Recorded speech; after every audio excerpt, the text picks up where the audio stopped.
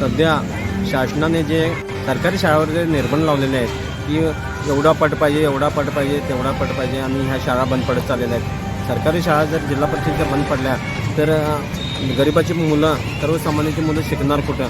असं आहे की खाजगी शाळेत 10-10, 20-20, 30-30 हजार रुपये डोनेशन देऊन लहान मुलं शिकणार कुठं? पहिले ते 10वी पत्रचे जे वर्ग आहेत तिथं डोनेशन दिल्याशिवाय शिकायला मिळत नाही. असं न होता जिल्हा परिषदेच्या शाळा शासनाने केल्यात कशाला?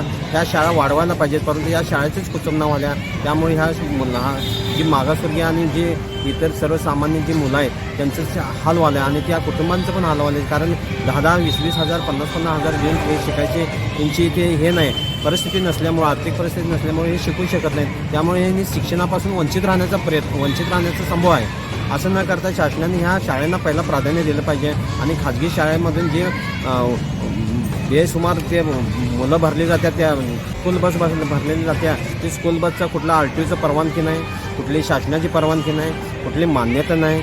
अशा मुलं अशी भरली जातात की ॲक्सिडेंट झाले की मुलं जाग्यावर हे व्हायचे, अपघात झाला तर. असा परिस्थिती आहे. आणि या RTOचं काम आहे की शेतकऱ्यांना, सर्वसामान्यांना रस्त्यात बघितलं की अडवलं जातात, नंबर प्लेट नाही, हे नाही.